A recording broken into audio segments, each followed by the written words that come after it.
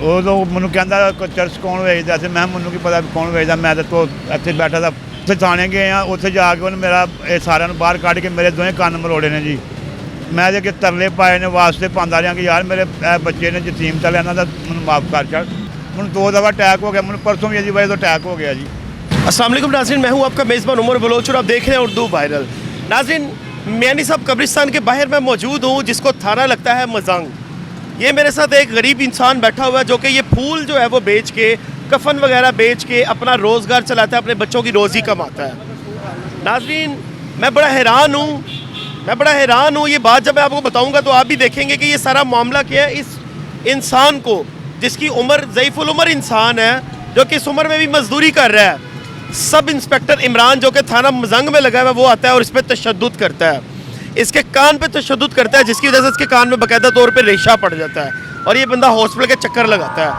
अब सारा मामला पूछेंगे कि आखिर उस सब इंस्पेक्टर को आपसे मसला क्या है, आपके फट्टे से मसला क्या है, आपको आके क्यों मारता है। अस्सलाम वालेकुम। वालेकुम सलाम। सब की हाल चाल है? ठीक ठाक जी। की मसला है वो जरा सब इंस्पेक्टर इमरान है जो कि थाना मजांगी च लगे हो आके ਤੁਹਾਨੂੰ क्यों मारता है? बस जी ਇਹ ਵਸੀਮ ਭਾਈ ਬੈਠੇ ਸਨ ਪਹਿਲੇ ਦਿਨ ਜਿਹੜਾ ਵਾਕਿਆ ਹੋਇਆ ਇੱਥੇ ਬੈਠੇ ਸਨ ਬਾਹਰ, ਮਿਸਤਰੀ ਅੰਦਰ ਕੰਮ ਕਰ ਰਿਹਾ ਸੀ ਮਸਜਿਦ 'ਚ, ਇੱਥੇ ਬੈਠੇ ਨੇ ਬਾਹਰ ਕੁਰਸੀਆਂ 'ਤੇ।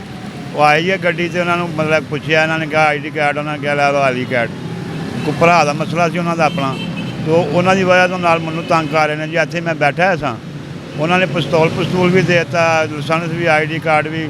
ਤੁਹਾਨੂੰ ਪਰੇਸ਼ਾਨ ਕਿਉਂ ਕਰ ਰਹੇ ਨੇ? ਇਹਨਾਂ ਦੀ ਵਜ੍ਹਾ ਤੋਂ ਮਤਲਬ ਕਿ ਭਾਈ ਮੈਂ ਉਹਨਾਂ ਨੂੰ ਕਿਹਾ ਵੀ ਵਾਸਤਾ ਵੀ ਪਾਇਆ ਕਿ ਸਾਡਾ ਕਿਸੇ ਨਾਲ ਕੋਈ ਵਾਸਤਾ ਨਹੀਂ, ਦੁਆ ਸਲਾਮ। ਮੈਂ ਤੁਸੀਂ ਉਹ ਸਬ ਇੰਸਪੈਕਟਰ ਨੂੰ ਕੀ ਕਿਹਾ ਜਦੋਂ ਉਹਨੇ ਤੁਹਾਨੂੰ ਕੁੱਟਿਆ? ਉਦੋਂ ਮੈਨੂੰ ਕਹਿੰਦਾ ਚਰਚ ਕੌਣ ਵੇਚਦਾ ਸੀ। ਮੈਂ ਮੈਨੂੰ ਕੀ ਪਤਾ ਕੌਣ ਵੇਚਦਾ, ਮੈਂ ਤਾਂ ਤੋ ਇੱਥੇ ਬੈਠਾ ਤਾਂ ਫੜਿਆ ਮੈਨੂੰ ਤੁਸੀਂ, ਪਰ ਚੱਲ ਬੈਠ। ਵਸੀਮ ਭਾਈ ਨੇ ਕਿਹਾ ਤੁਸੀਂ ਇਹਨੂੰ ਤਾਰੋ ਥੱਲੇ, ਇਹਨੂੰ ਕਿਉਂ ਬਾਬੇ ਨੂੰ ਬਿਠਾਇਆ?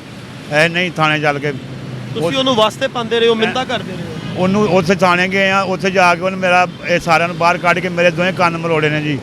ਕੰਨ ਮਰੋੜੇ ਨੇ, ਇਹਦੇ ਵਿੱਚੋਂ ਪੀਕ ਵਗਦੀ ਪਈ ਅਜੇ ਵੀ, ਨਾ ਉੱਚਾ ਸੁਣਾਉਂਦਾ ਪਿਆ ਮੈਨੂੰ। ਫਿਰ ਦੂਸਰੀ ਦਫਾ ਪਰਸੋਂ ਆਇਆ, ਇਹ ਤੁਹਾਨੂੰ ਮਨਾ ਕੀਤਾ ਤੁਸੀਂ ਮਤਲਬ ਕਿ ਕਿਉਂ ਲਾਇਆ, ਫੱਟਾ ਚੁੱਕੋ ਇੱਥੋਂ। ਹਾਂਜੀ, ਕਾਰਪੋਰੇਸ਼ਨ ਵਾਲੇ ਸਾਡੇ ਨਾਲ ਨੇ, ਉਹ ਕਹਿੰਦੇ ਨੇ ਤੁਸੀਂ ਯਾਰ ਮਜ਼ਦੂਰੀ ਬੱਚਿਆਂ ਦੇ ਆਪਣਾ ਰਿਜ਼ਕ ਕਮਾਓ, ਠੀਕ ਹੈ ਜੀ, ਅਸੀਂ ਰਾਜ਼ੀ ਹਾਂ। ਇਹਦੇ ਮੈਂ ਤਰਲੇ ਵਾਸਤੇ ਪਾਏ ਨੇ। ਉਦੋਂ ਵੀ ਇਹਨੇ ਮੇਰੇ ਨਾਲ ਬਦਤਮੀਜ਼ੀ ਕੀਤੀ ਹੈ ਅਤੇ ਪਰਸੋਂ ਵੀ ਮੇਰੇ ਨਾਲ ਬਦਤਮੀਜ਼ੀ ਕੀਤੀ ਹੈ। ਮੈਂ ਜੇ ਕਿ ਤਰਲੇ ਪਾਏ ਨੇ ਵਾਸਤੇ ਪਾਉਂਦਾ ਰਿਹਾ ਕਿ ਯਾਰ ਮੇਰੇ ਇਹ ਬੱਚੇ ਨੇ ਯਤੀਮ ਚੱਲ, ਇਹਨਾਂ ਦਾ ਮੈਨੂੰ ਮਾਫ ਕਰ ਚੱਲ। ਇਹ ਮੈਂ ਨਾਲ ਬੰਨੇ ਦਿਨ ਕਿ ਯਾਰ ਅਵਾਰਾ ਨਾ ਪਾਉਣ, ਖਰਾਬ ਨਾ ਹੋਣਗੇ ਬੱਚੇ, ਅਤੇ ਇਸ ਵਾਸਤੇ ਉਹਨੇ ਕਿਹਾ ਤੂੰ ਕੀ ਆ, ਕਿਹੜੀ ਬਲਾਦ ਨੇ ਤਲਕ ਰੱਖਣਾ। ਮੈਂ ਰਾਜਪੂਤ ਹਾਂ, ਸਲੈਰੀ ਹਾਂ। ਕਹਿੰਦਾ ਤੂੰ ਮਰਾਸੀ ਹੈ। ਮੈਂ ਕਿਹਾ ਚੱਲ ਮੈਂ ਹੁਣ ਤੇਰੇ ਅੱਗੇ ਕੀ ਕਹਿ ਸਕਦਾ, ਤੇਰੀ ਵਰਦੀ ਨੂੰ ਸਲਾਮ ਹੈ ਮੇਰਾ 1000 ਦਫਾ। ਉਹ ਸਬ ਇੰਸਪੈਕਟਰ ਤੁਹਾਨੂੰ ਕਹਿੰਦਾ ਤੂੰ ਮਰਾਸੀ ਹੈ? ਮੈਨੂੰ ਕਹਿੰਦਾ ਜੀ ਤੂੰ ਮਰਾਸੀ ਹੈ। ਮੈਂ ਕਿਹਾ ਜੀ ਠੀਕ ਆ, ਹੁਣ ਮੈਂ ਤੁਹਾਨੂੰ ਇਹਦਾ ਜਵਾਬ ਨਹੀਂ ਦੇ ਸਕਦਾ ਕਿਉਂਕਿ ਤੁਸੀਂ ਵਰਦੀ ਪਾਈ ਹੈ, ਅਸੀਂ ਇਸ ਵਰਦੀ ਦਾ ਤਰਾਮ ਕਰਨੇ ਆ। ਮੈਨੂੰ ਤੇ ਉਹ ਆਪ ਹੀ ਮਰਾਸੀ ਲੱਗ ਰਹੇ ਆ। ਭਾਵੇਂ ਅਸੀਂ ਜਿਸ ਤਰ੍ਹਾਂ ਵੀ ਆਏ ਆ, ਅਸੀਂ ਫਿਰ ਵੀ ਉਸ ਵਰਦੀ ਦਾ ਤਰਾਮ ਆ ਕਿਉਂਕਿ ਸਾਡੀ ਹਿਫਾਜ਼ਤ ਹੈ। ਲੇਕਿਨ ਮੇਰੇ ਨਾਲ ਬੜੀ ਜਾਸਤੀ ਕੀਤੀ। ਉਹਨੇ ਕਿਹਾ ਜੀ ਜਿਹਨੂੰ ਮਰਜ਼ੀ ਤੂੰ ਬੁਲਾ ਲੈ, ਜਿੱਥੇ ਮਰਜ਼ੀ ਫੋਨ ਕਰਵਾ ਲੈ। ਨਹੀਂ ਕਿ ਬਦਮਾਸ਼ ਹੈ ਕੋਈ, ਕੀ ਕੋਈ ਜ਼ਮੀਨ ਦਾ ਖੁਦਾ ਬਣਿਆ ਹੋਇਆ? ਮੈਂ ਤਾਂ ਉਹਦੇ ਨਾਲ ਸਰਕਾਰ ਤਰਲੇ ਪਾਉਂਦਾ ਰਿਹਾ, ਵਾਸਤੇ ਪਾਉਂਦਾ ਰਿਹਾ ਵੀ ਯਾਰ ਮੈਨੂੰ ਮਾਫ ਕਰ, ਮੇਰੀ ਕੀ ਗਲਤੀ ਹੈ, ਕੋਈ ਗਲਤੀ ਹੈ ਤਾਂ ਮੈਨੂੰ ਦੱਸ। ਮੇਰੀ 50 ਸਾਲ ਉਮਰ ਹੈ, ਮੇਰੀ ਅੱਜ ਤੱਕ ਥਾਣੇ ਦੇ ਵਿੱਚ ਮੇਰਾ ਤੂੰ ID ਕਾਰਡ ਵੀ ਦੇਖਿਆ, ਮੇਰਾ ਕੋਈ ਹੈ ਕੋਈ ਵਿੱਚ ਕੋਈ ਰਫੜ, ਤੇ ਫਿਰ ਤਾਂ ਮੈਂ ਗੁਨਾਹਗਾਰ ਹਾਂ। ਉਹ ਚਿੱਟੀ ਦਾੜੀ ਵਾਲੇ ਦਾ ਤਾਂ ਅੱਲਾ ਵੀ ਹਯਾ ਕਰਦਾ। ਤੇ ਇਹਦੇ ਅੱਗੇ ਤਰਲੇ ਪਾਏ ਨੇ ਜੀ, ਵਾਸਤੇ ਪਾਏ ਨੇ। ਇਹਦੇ ਅੱਗੇ ਮੈਨੂੰ ਮੇਰਾ ਕੀ ਗਲਤੀ ਹੈ, ਮੈਨੂੰ ਮਾਫ ਕਰ ਛੱਡ ਯਾਰ, ਮੈਨੂੰ ਬਹਿਣ ਦੇ। ਮੈਨੂੰ 2 ਦਫਾ ਅਟੈਕ ਹੋ ਗਿਆ, ਮੈਨੂੰ ਪਰਸੋਂ ਵੀ ਇसी ਵਜ੍ਹਾ ਤੋਂ ਅਟੈਕ ਹੋ ਗਿਆ ਜੀ ਗਮ ਨਾਲ। ਮੈਂ ਬੱਚਾ ਮੇਰਾ ਦਵਾਈ ਲੈ ਕੇ ਆਇਆ 4 ਵਜੇ, ਮੈਨੂੰ ਜਾ ਕੇ ਫਿਰ ਮੈਨੂੰ ਸਕੂਨ ਹੋਇਆ।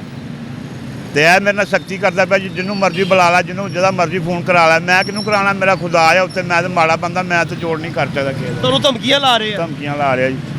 ਕੀ ਕਹੋਗੇ ਆਲਾ ਹੁਕਾਮ ਨੂੰ? IG ਸਾਹਿਬ ਤੁਹਾਨੂੰ ਸਮਝੋ ਵੇਖ ਰਹੇ ਨੇ, DIG ਸਾਹਿਬ ਵੀ ਵੇਖ ਰਹੇ ਨੇ, ਸਾਰੇ ਹੀ ਵੇਖ। ਮੈਂ ਤਾਂ ਸਾਰਿਆਂ ਅੱਗੇ ਗੁਜ਼ਾਰਿਸ਼ ਹੈ ਕਿ ਮੈਂ ਮਾੜਾ ਬੰਦਾ ਜੀ, ਮੈਂ ਕਿਸੇ ਦਾ ਅੱਗੇ ਕੋਈ ਜ਼ੋਰ ਨਹੀਂ ਕਰ ਸਕਦਾ। ਲੇਕਿਨ ਮੇਰਾ ਲਿਹਾਜ਼ਾ ਕਿ ਮੈਨੂੰ ਬੱਚਿਆਂ ਦੀ ਰੋਜ਼ੀ ਕਮਾਉਣ ਦੇਣ, ਮੈਂ ਬੈਠਾ ਦਾ ਬੱਚੇ ਨਾਲ ਲੈ ਕੇ ਜੀ। ਇਹ ਮੈਂ ਮੇਰੇ ਅੱਗੇ ਮੈਂ ਸਾਰਿਆਂ ਦਾ ਮਾੜਾ ਬੰਦਾ ਜੀ। ਮੈਂ ਕਿਸੇ ਅੱਲਾ ਦੀ ਲਾਠੀ ਬੜੀ ਬੇਵਾਜ਼ ਹੈ। ਹਾਂਜੀ। ਲੇਕਿਨ ਇਹ ਕਿ ਮੇਰੀ ਦੁਆ ਹੀ ਅੱਲਾ ਪਾਕ ਹਰ ਇੱਕ ਨੂੰ ਮਤਲਬ ਆਪਣਾ ਨੇਕ ਹਦਾਇਤ ਦੇਵੇ। ਲੇਕਿਨ ਇਹ ਬੰਦਾ ਦੇਖਿਆ ਪੂਰੀ ਜ਼ਿੰਦਗੀ ਦੇ ਵਿੱਚ 50 ਸਾਲ ਮੇਰੀ ਉਮਰ ਹੋ ਚੱਲੀ ਹੈ, ਲੇਕਿਨ ਯਾਰ ਕਿਸੇ ਦੀ ਮਾਫੀ ਵੀ ਨਹੀਂ, ਕਿਸੇ ਨੂੰ ਮਾਫ ਵੀ ਨਹੀਂ ਕਰਦਾ। ਚਾਹੇ ਕੋਈ ਗਲਤੀ ਹੋਵੇ ਚਲੋ ਬਾਕੀ ਠੀਕ ਹੈ, ਪਰ ਮਾਫੀ ਨਹੀਂ ਦਿੰਦਾ ਪਿਆ, ਚਲੋ ਠੀਕ ਹੈ, ਇਹਦੀ ਸਜ਼ਾ ਹੋਣੀ ਚਾਹੀਦੀ ਹੈ। ਕੋਈ ਗਲਤੀ ਵੀ ਨਹੀਂ ਹੈ, ਫਿਰ ਉਹ ਜਾਣ ਬੁੱਝ ਕੇ ਉਹਦੇ ਅੱਗੇ ਤਰਲੇ ਵਾਸਤੇ ਪਾ ਕੇ ਮਾਫੀਆਂ ਫਿਰ ਵੀ ਨਾ ਮੰਨੇ तो फिर फ्रौनी हो गया ना। नाजरीन यकीन करेंगे, ये मेरे पाकिस्तान का और मेरे पाकिस्तानियों का पस मंज़र है कि जो रिस्के हलाल कमाना चाह रहा है उसको रिस्के हलाल कमाने दिए ही नहीं जा रहा जनाब। मुझे ये बताएं कि ये बंदा इसके हलाल कमाना चाह रहा है, लेकिन इसको आके तशद्दुद कर रहे हैं, इसको कहते हैं तुम मिरासी हो।